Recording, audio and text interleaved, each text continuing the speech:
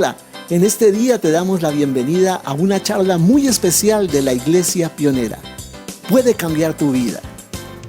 Te invitamos a que te suscribas a nuestro canal en YouTube, La Iglesia Pionera. Puedes suscribirte allí y recibir todas las notificaciones de nuestros videos que estamos posteando allí para ti. Tenemos una gran cantidad de enseñanzas que yo sé que te van a edificar.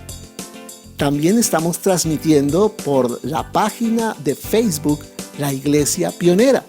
Allí también estamos tratando acerca de temas relacionados con la adoración a Dios.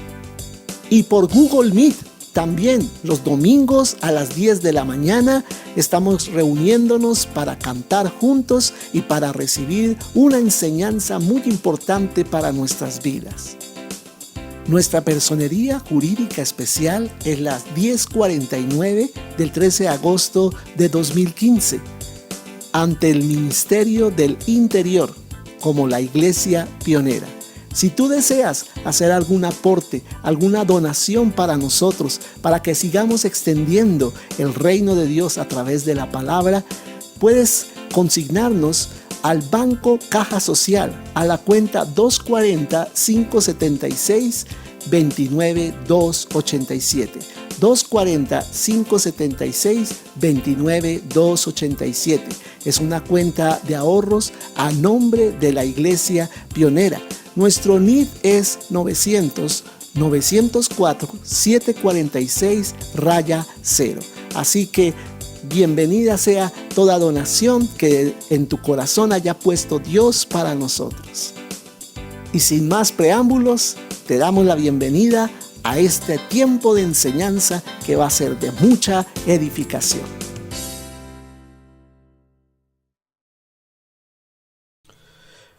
Una palabra que el Señor puso en mi corazón compartir en este día con respecto a la incredulidad. ¿Y por qué quiero hablar de la incredulidad? Porque estamos nosotros en un tiempo tan delicado, un tiempo en donde la apostasía y la incredulidad están tomando fuerza. ¿Por qué están tomando fuerza? Porque así está escrito. Amén. Está escrito que se aumente la dureza del corazón en las personas. Vuelvo a hacer mención de esta situación allí en los Juegos Olímpicos, porque es algo que está mostrando, revelando la condición del corazón de la humanidad en este momento. No es solamente estas personas que participaron de esa ceremonia, sino la condición del corazón. Están representando la condición de dureza, la condición de rebeldía en la que se encuentra la humanidad. Y la incredulidad ha tomado un control, ha tomado un dominio en este tiempo que nos tiene realmente asombrados. Yo nunca, se los digo con sinceridad, nunca pensé ver ese grado de dureza y de incredulidad en las personas, y menos las personas alrededor mío, en la sociedad donde yo vivía, increíblemente. Y lo que el Espíritu Santo colocaba muy fuertemente en mi corazón es la incredulidad. Ora en contra de este género, de este espíritu que es la incredulidad.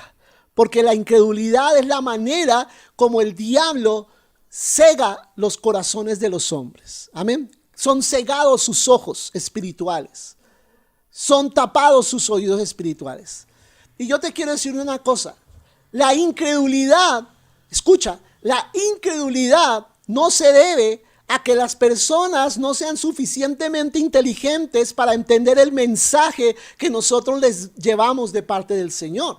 No es que ellos no entiendan el evangelio, no es que ellos no entiendan intelectualmente lo que les tratamos de transmitir. Claro que lo entienden, pero entonces ¿en qué consiste la incredulidad? En dos cosas: en que aman su pecado y en que se rebelan en contra de Dios. Aman sus vidas de pecado. Ellos no quieren dejar de vivir en pecado. A pesar de que han sido objeto de abuso y de cantidad de cosas por causa del pecado, a pesar de que han sufrido por causa del pecado, aman la condición de pecado, porque fue la condición en la que ellos nacieron y la condición en que no están dispuestos a renunciar. Amén. Entonces, a eso se debe la incredulidad, no a una insuficiencia intelectual que digamos, ay, pero ¿qué hago que le predico y como que no entendiera? Sí, sí entiende el mensaje, intelectualmente lo entiende, pero para el mundo lo que entiende, lo que le logramos transmitir, para ellos es locura. Para ellos eso dice la palabra que es algo absurdo, ridículo. Que podamos decirle que con el solo hecho de abrir su corazón y decir, Jesús, perdóname mis pecados, ya con eso se saldan las deudas y queda restaurada la relación con Dios. Para ellos eso es absurdo, pero es la verdad, es lo que dice la palabra de Dios. Amén. ¿Qué es lo que dice la palabra de Dios? Que Jesús lo hizo todo para que tú y yo no hiciéramos nada, sino simplemente creer y recibir en el corazón lo que Jesús hizo por nosotros. Amén. Esa es la cuestión, que a la gente se le hace a veces demasiado fácil ser perdonado y ser recibido en el reino de Dios, pero es así de sencillo, porque Dios ha puesto una puerta que sea lo suficientemente baja para que el más arrastrado pueda entrar. O sea, no puede decir, y es que me quedó este peldaño aquí arribita y yo no lo pude superar. No pude entrar en el reino de Dios. No, hasta al que esté más al borde del piso puede entrar. Así es la puerta. La puerta es estrecha, pero está a ras del piso, para que cualquiera pueda recibir a Jesús. Y Jesús, aquí comenzando el capítulo 17 de la versión del Evangelio de Mateo, ha tenido un tiempo en el monte de los Olivos. Él se ha transformado, Él se ha transfigurado, amén, delante de 3 de sus discípulos, Pedro, Jacobo y Juan, que eran los discípulos más cercanos. Él se ha transfigurado, Él les ha mostrado su gloria, pero al momento en que ellos han tenido esa experiencia tan gloriosa, han tocado los cielos prácticamente estando con Jesús, han escuchado la voz del Padre, que ha hablado en el monte, como cuando Moisés estaba en el monte y Dios habló así. Los 3 discípulos oyeron la voz retumbante del Padre, confirmando la misión de Jesucristo, el Hijo de Dios. Amén. Y ellos han experimentado en ese momento los cielos, pero se bajan del monte y encuentran una escena completamente contraria a la que tenían en el monte. ¿Cuántos saben que los montes de Dios son los lugares en donde nos encontramos con Dios? Amén. Esos son montes de Dios. Pero ¿cuántos saben que tenemos que bajarnos del monte? Los montes son solo para visitar, no para vivir. Son montes en los cuales recibimos recarga espiritual, pero tenemos que volver a la tierra, volver a nuestra realidad cotidiana y enfrentarnos con lo que nos espera en el mundo común y corriente. Amén. Y eso es lo que yo te quiero decir. Hemos estado orando, hemos estado ayunando, hemos estado buscando el rostro del Señor. Hemos sentido su presencia. Pero nos toca volver a bajar con pies a la tierra y empezar a tocar la verdadera condición de la humanidad como se encuentra en este momento. Por eso quiero que saltemos allí al versículo 14. Y en el versículo 14, aquí la palabra del Señor nos muestra cómo Jesús llega allí a esa condición de la humanidad. Llega a tocar allí a los hombres. Llega a estar en medio de los hombres. Amén. ¿Y qué dice la palabra del Señor? Dice, cuando llegaron al gentío, vino a él un hombre que se arrodilló delante de él diciendo, Señor. Amén. Mateo 17:14. Cuando llegaron al gentío, ¿quiénes llegaron? Jesús, Pedro, Jacobo y Juan. Amén. Vemos que normalmente Jesús es seguido por las multitudes. Las multitudes corrían a donde estaba Jesús para que Él les hiciera milagros, ¿cierto? Pero vemos en este caso que sucede lo contrario. Ya no son las multitudes corriendo a Jesús, sino ahora Jesús metiéndose dentro de las multitudes. Jesús llega y se mete dentro de la multitud. Y viene este hombre y, según lo que acabamos de leer, se arrodilla porque está reconociendo en Jesús una autoridad. Y le dice Señor. Le dice Señor, ¿por qué? Porque está reconociendo que Jesús es el Señor. Amén. Está reconociendo la autoridad de Jesús. Y muy posiblemente está reconociendo también la deidad de Jesús. De que Jesús tiene el poder. Y le dice Señor. Que Señor significa amo. Señor significa quien tiene la autoridad. ¿Cierto? Vino a él un hombre que se arrodilló delante de él diciendo Señor. ¿Y qué le dice? ¿Qué le dice este hombre a Jesús? ¿Qué le pide? Ten misericordia de mi hijo. Ten misericordia de mi hijo. Amén. ¿Qué le pide este hombre a Jesús? Ten misericordia. Amén. Porque yo te quiero decir, y es un principio, aquí este hombre nos está enseñando un principio bíblico, un principio espiritual, que cuando tú y yo nos acerquemos al Señor, sepamos que estamos delante de Él solo por su misericordia. Estamos ante Cristo, no porque no lo merezcamos.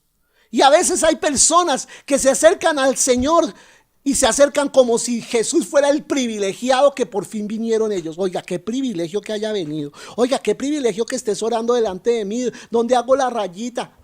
No, Jesús no es el que anhela y necesita. El Padre no es el que necesita que tú y yo estemos delante de Él. Somos nosotros los que necesitamos estar delante del Señor. Somos nosotros los que necesitamos de su misericordia para recibir lo que necesitamos.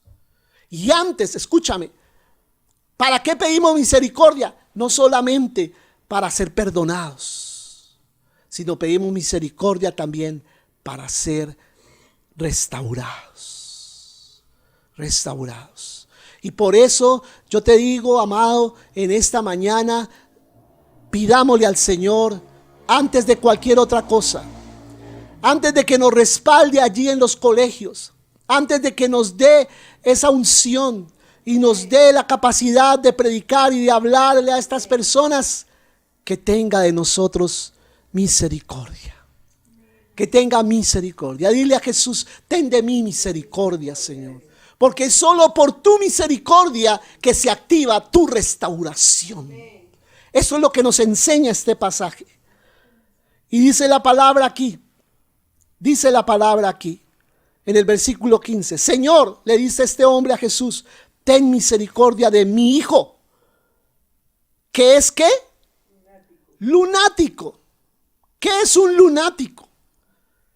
Un lunático, este es un modismo israelita o hebreo, que era la manera de decir alguien influenciado por la luna.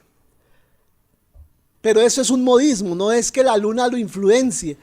Es como tomando esa imagen o esa ilustración, ese efecto en la naturaleza que existe de la luna sobre el mar. ¿Tú sabías que la luna es la que produce las mareas en el mar? El que se suban y se bajen las mareas, lo produce la luna. Es un efecto de la luna y por eso la luna está colocada a una distancia exacta sobre la tierra para que produzca ese efecto y haga esto en el mar, que se suba y se baje la marea. Entonces, usando esa metáfora de la luna afectando el mar, así este hombre está diciendo, y en ese tiempo los judíos decían, es lunático, refiriéndose a que es una persona como si fuera afectada por la luna. Pero ¿a qué se está refiriendo? Una persona que no es dueña de sí misma, sino que está teniendo una influencia sobre su vida, una influencia que lo hace salirse de control. O sea, en pocas palabras, el tipo está endemoniado. Endemoniado. Hay otra voluntad dominando su voluntad. Dice la palabra. Y dice el versículo 15. Y padece muchísimo. Me imagino el sufrimiento. Una persona endemoniada sufre mucho. Una persona endemoniada es arrastrada por los demonios de una manera que da tristeza.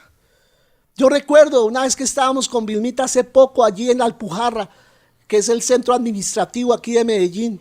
Estábamos haciendo la cola allí para los pasaportes, cuando de repente un muchacho venía caminando con su morralcito en la espalda y pegó un grito horrible y cayó de cara contra el piso.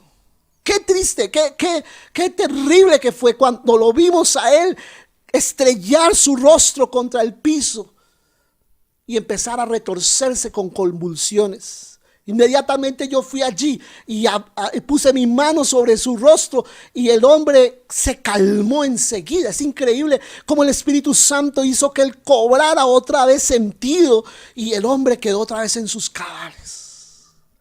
Porque es algo espiritual. A veces le llaman epilepsia, pero es algo espiritual que está actuando en la persona, porque él no venía a hacer un teatro allí. Él no se había propuesto, me imagino, saliendo de su casa y voy a caerme en el centro de la Alpujarra y voy a hacer un show ahí delante de los demás. No.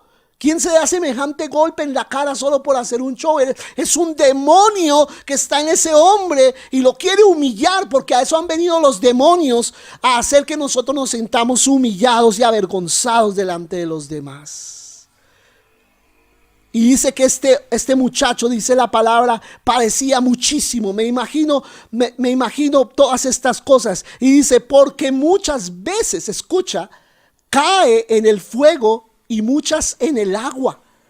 Y el fuego y el agua en la Biblia a veces son tipo de juicio. Son tipo de juicio. Y está diciendo, muchas veces ese hombre es llevado por los demonios a un lugar de humillación. En un lugar donde él se siente mal. En un lugar donde el diablo lo quiere quemar o el diablo lo quiere ahogar. Porque a eso ha venido el diablo. A robar, a matar y a destruir a las personas.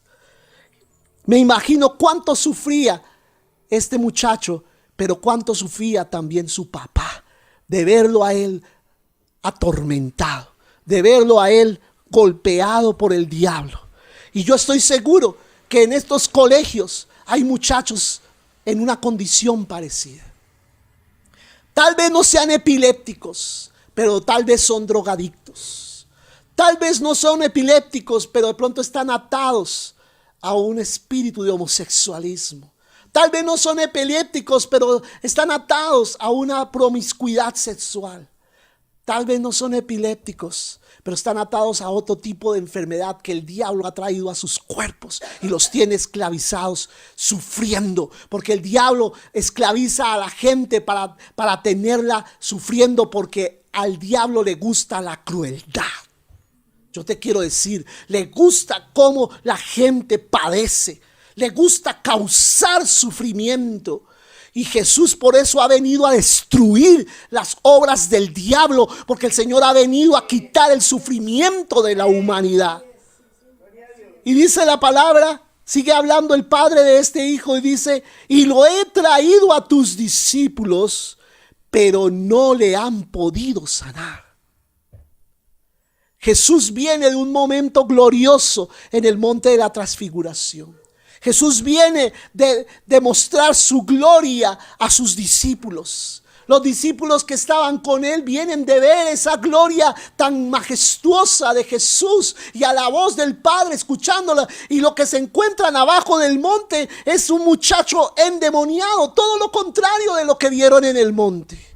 Y yo te quiero decir, hay que bajar muchas veces del monte, porque la gente en la tierra está endemoniada. La gente en la tierra está sufriendo. La gente en la tierra está siendo atormentada por el diablo. A veces nosotros los cristianos nos encerramos en nuestra casa y pare de contar. Gloria a Dios que yo tengo para el arriendo. Gloria a Dios que tengo para comer. Gloria a Dios que estoy sanito y los demás miren a ver cómo hacen. Y eso les pasa por no buscar a Dios. Pero nosotros mismos no les llevamos al Señor. Y Jesús sí se compadecía. Él se compadecía de las multitudes. Él se compadecía de las personas. Él tenía en su corazón a este muchacho. Y él sí quería ayudarle. Pero encuentra a estos discípulos que no pudieron sanar a este muchacho. No lo pudieron liberar. Y yo te pregunto, ¿será la primera vez que entonces ellos estaban orando por una liberación? No, ya lo habían hecho antes. Ya habían sanado enfermos antes. ¿Qué les pasó? Y dice la palabra en el versículo 17, Jesús respondió. O respondiendo, Jesús dijo: oh generación incrédula y perversa. Oh generación, ¿qué? Incrédula y perversa. ¿Y a quiénes se refiere Jesús? No solamente a la gente que no había recibido sanidad. No solamente a los que estaban rodeando, a la multitud que estaba rodeando a los 9 discípulos que se habían quedado abajo del monte. También se estaba refiriendo a ellos. Oh generación incrédula y perversa. Son 2 términos. Y el primer término, incrédulo, significa aquel que va en contra de la fe. Escucha. La palabra incredulidad significa ir en contra de la fe, ir en contra de la voluntad de Dios. Y en pocas palabras, y me voy a referir a esto más adelante, pero en pocas palabras lo que está diciendo el Señor es: ustedes en este momento, en el momento en que vino este hombre, este papá con su hijo atormentado, en ese momento en que quisieron obrar el poder de Dios, no pudieron. ¿Por qué? Porque en sus mentes no hay una mentalidad de reino. Para yo poder obrar milagros en el mundo, tengo que tener mentalidad de reino e interesarme en mi corazón lo mismo que le interesa a Jesús. Mucha gente mira a los grandes hombres de Dios, cómo Dios los usa sanando a los enfermos, cómo Dios los usa restaurando las vidas, y dicen: yo quisiera tener ese poder. Pero muchas veces, ¿por qué no tienen ese poder? Porque no tienen la misma mentalidad del hombre de Dios. ¿Y cuál es la mentalidad del hombre de Dios? ¿Cuál es la mentalidad que tenía Jesucristo? Una mentalidad de reino, una mentalidad de establecer el reino de Dios, de extender el reino de Dios y de vivir bajo los intereses de Dios. Y le dice Jesús: ustedes son una generación incrédula y perversa. ¿Qué quiere decir perversa? Que se ha corrompido. ¿Que se ha corrompido con qué? Con la mentalidad de este mundo. Cuando tú perdemos poder, cuando nosotros perdemos poder, cuando empezamos a mirar las cosas desde la perspectiva del hombre y no desde la perspectiva de Dios. Tan sencillo como es. Y dice la palabra: ¿hasta cuándo he de estar con vosotros? ¿Hasta cuándo os he de soportar? ¿Hasta cuándo? ¿Hasta cuándo iba a ser? Hasta cuando ellos realmente entendieran las cosas como Jesús las entendía. ¿Y hasta cuándo te tiene que soportar a ti? ¿Y hasta cuándo me tiene que soportar a mí? Hasta que nosotros nos sintonicemos con la mente de Cristo, tengamos las ideas del reino y podamos actuar bajo los intereses de Dios y no los de nosotros. Mucha gente quiere el liderazgo cristiano para tener en la iglesia lo que no tuvo en el mundo. Tener poder, tener dinero, tener influencia, ser reconocido por la gente, pero no están buscando los intereses del reino, están buscando su propia gloria, su propio reino, sus propios intereses, y eso fue lo que buscó Satanás y lo sigue buscando. Su propio reino, sus propios seguidores, sus propios intereses, pero no los de Dios. Y así como Dios te va a usar si buscas tu propia gloria. ¿Y qué dijo Jesús? Traedme ese muchacho acá. Tráemelo. Porque el pasaje se centra en el muchacho. Y dice, y reprendió Jesús al demonio. Amén. Lo reprendió. Amén. Lo reprendió. Y más que nada, reprendió al muchacho también. Lo reprendió. ¿Qué significa lo reprendió? Que lo viene a poner en el orden de Dios. Amén. Vino a poner en el orden de Dios la vida de este muchacho. Y al demonio, dice la palabra, lo sacó. Y el cual salió del muchacho y este quedó sano desde aquella hora. ¿Cuánto tiempo duró Jesús? ¿Cuántas horas duró Jesús orando por él para que fuera libre? Ni segundos, no segundos nada más. Solo fue decirle, sal fuera, y se fue y quedó libre, dice la palabra. Viniendo entonces los discípulos. Entonces aquí ya vemos que se pasa la escena del papá y el hijo con Jesús y ahora son los discípulos de Cristo con Jesús. ¿Y qué dice? Viniendo entonces los discípulos a Jesús, aparte, ya saliendo de ese momento, dijeron, ¿por qué nosotros no pudimos echarlo fuera? ¿Qué nos pasó, Jesús? Dinos el secreto, revélanos la falla. ¿En qué fallamos nosotros? Y yo quiero que prestes atención a estos últimos versículos, porque ahí está la clave para este tiempo y con eso quiero terminar. Dice la palabra, Jesús les dijo, por vuestra ¿qué? Poca fe. Por vuestra poca fe. Que en el original dice por vuestra incredulidad, o nuevamente la palabra, por ir en contra de la fe. Por tener una mentalidad que va en contra de la fe. Y aquí, este versículo es clave, porque en este versículo podemos deducir que efectivamente Jesús está hablando del reino de Dios. Dice, porque de cierto os digo que si tuviereis fe como un grano de mostaza, diréis a este monte, pásate de aquí allá, y se pasará, y nada os será ¿qué? Imposible. Amén. Este versículo es poderosísimo, poderosísimo. ¿Qué es lo que está diciendo aquí la palabra del Señor? Porque de cierto os digo, si tuvieres fe como un grano de mostaza. ¿Y qué es el grano de mostaza? El grano de mostaza representa la semilla más pequeña que existe en la humanidad. Amén. ¿Y qué le está diciendo Jesús en pocas palabras? Si ustedes tuvieran un grado de fe tan mínimo, tan atómico como es el grano de mostaza, tan chiquitico, pero ese granito tiene un poder inmenso.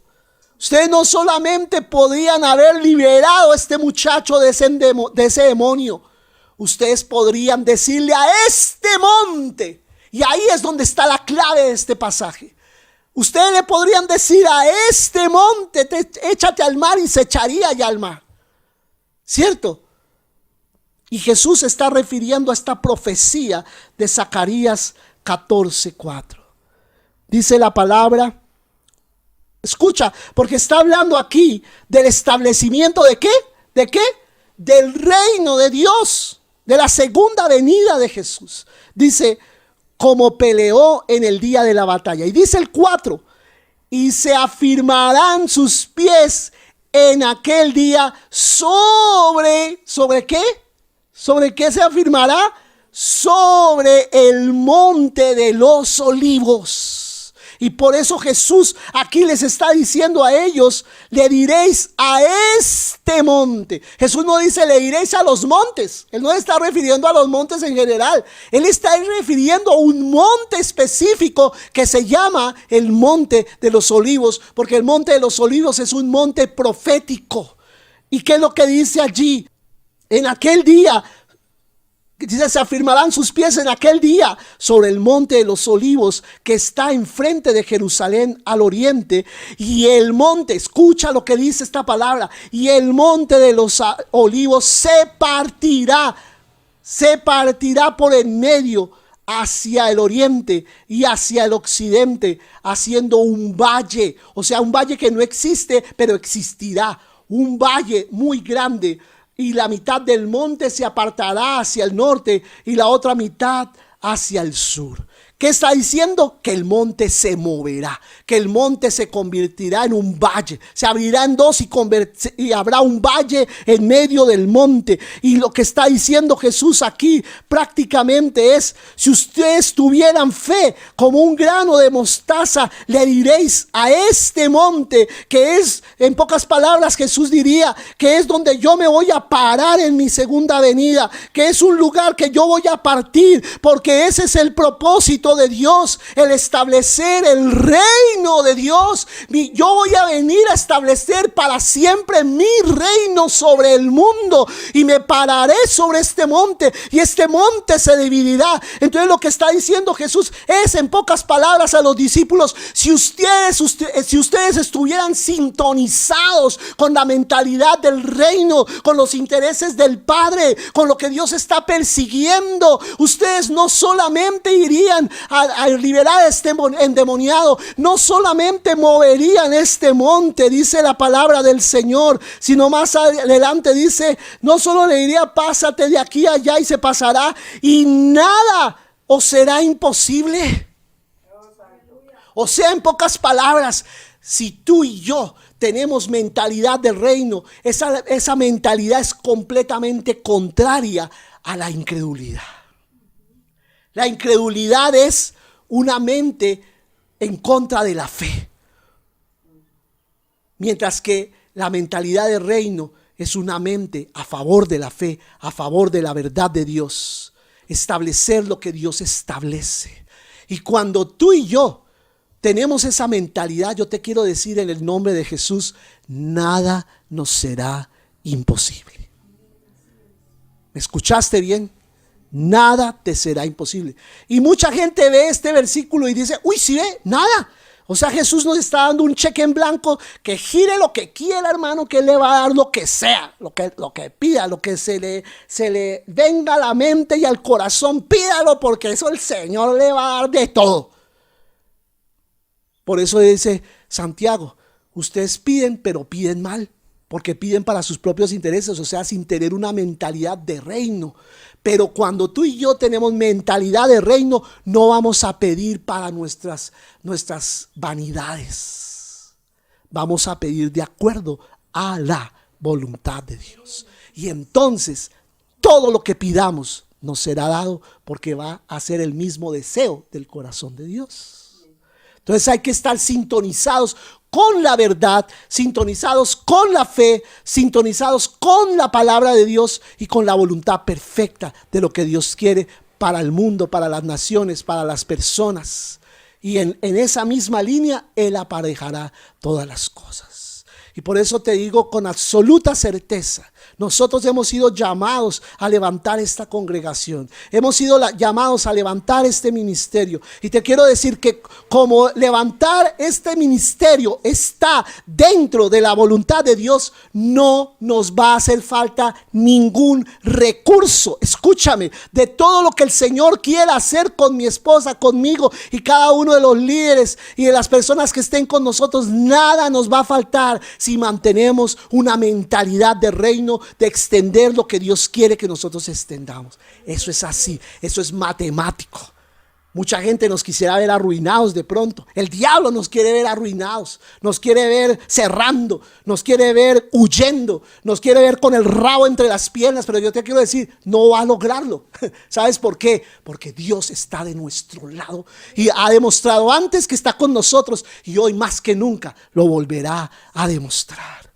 Él ha abierto puertas y va a abrir más. Te lo digo en el nombre de Jesús.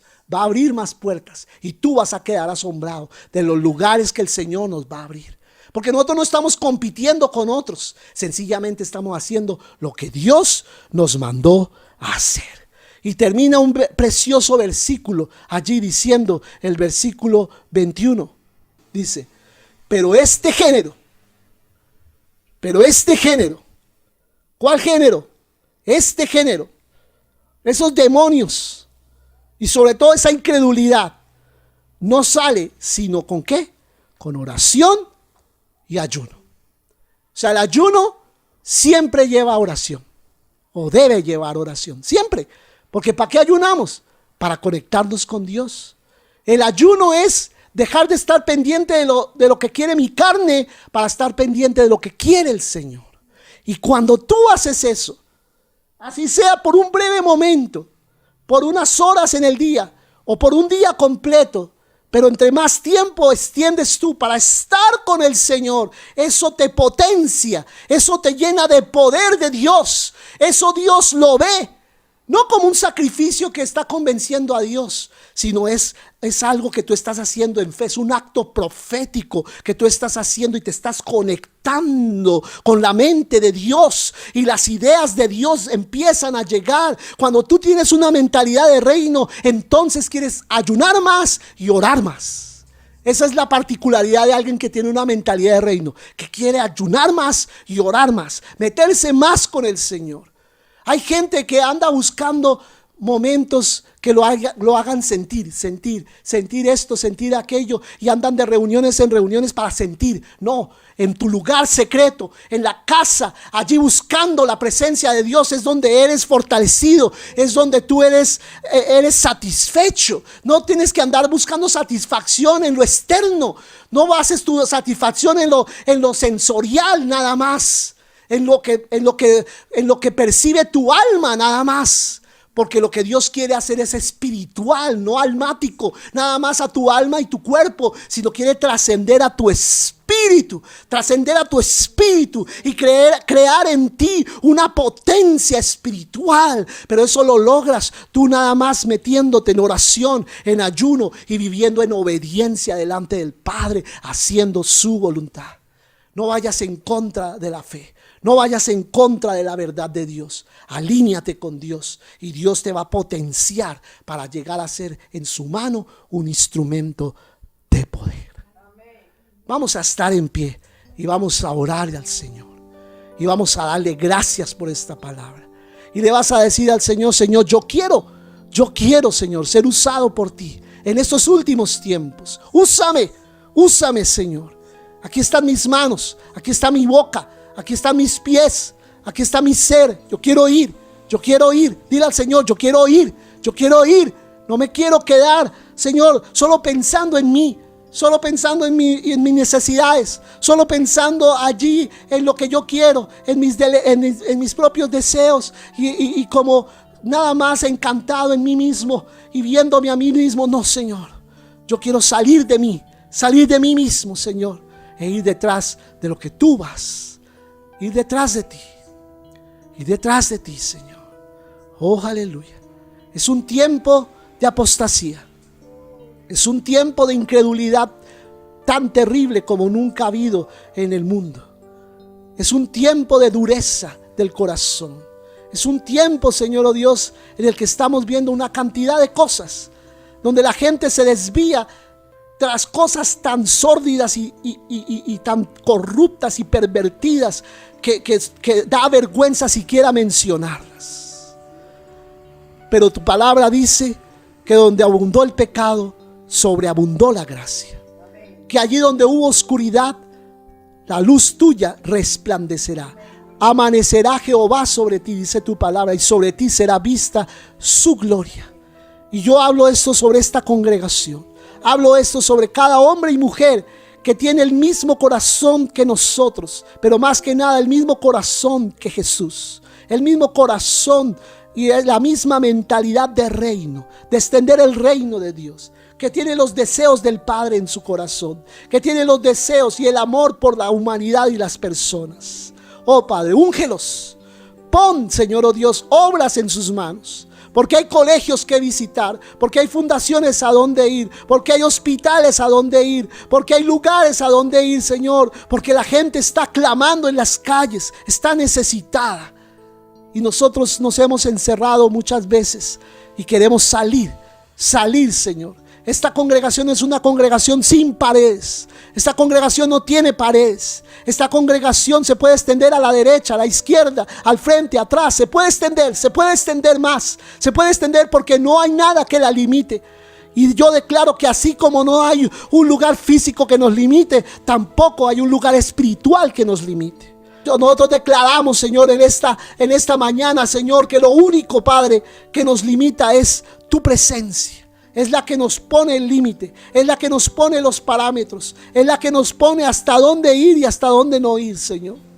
Eres tú el que rige nuestras vidas. Yo oro por Medellín, yo oro por esta tierra, oro por su salvación, Señor. Oh Padre, tanta gente esclavizada, tanta gente engañada, tanta gente trabajándole al diablo, Señor. Yo te pido que los saques de allí, saca a estas personas de esa esclavitud. Lava sus ojos, hazles ver, Señor, lo que ellos en su ceguera aún no ven. Y que puedan, Señor, oh Dios, ser salvos. Que puedan venir a recibir en su corazón tu presencia. Y tu presencia les libere de toda cadena y de toda ceguera espiritual. Yo te doy gracias esta mañana porque eres tú, Señor, quien pone el querer como el hacer. Sigue extendiendo tu reino, sigue haciendo tu voluntad. Glorifícate otra vez, Padre. Glorifícate otra vez. Jesús, sigue haciendo tu obra a través de nosotros. Aquí están nuestros pies son tus pies. Nuestras manos son tus manos para abrazar y para ungir y para orar por los enfermos. Nuestra mente está aquí, Señor. Nuestra mente es tu mente. Nuestra boca es tu boca, nuestros ojos son tus ojos, nuestros oídos son tus oídos. Te prestamos nuestro ser, Señor. Es tuyo.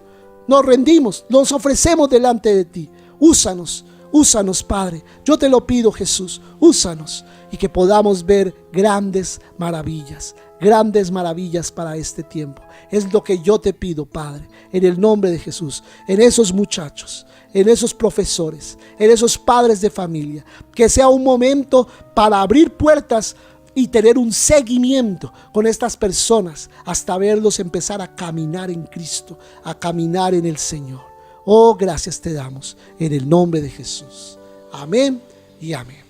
Bueno, amados, los bendigo con esta palabra. Declaro sobre sus vidas la presencia de Dios. Dios te va a respaldar.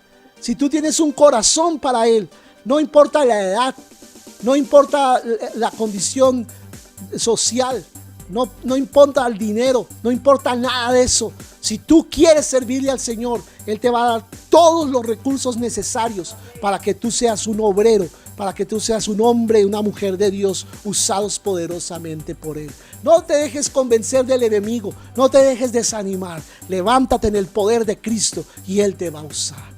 Conéctate con nosotros este próximo miércoles a las 8 de la noche por Google Meet. Vamos a seguir compartiendo estos temas que nos han venido edificando. El viernes, no te olvides, por Facebook estoy hablando una palabra de adoración. No te la pierdas. Son mensajes muy puntuales que yo sé que están ministrando muchas personas en muchos lugares. Y nuevamente aquí, con la ayuda del Señor, el domingo a las 10 de la mañana estaremos celebrando juntos la presencia del Señor. Son tiempos maravillosos, especiales que podemos pasar juntos y en los cuales Dios se quiere seguir glorificando.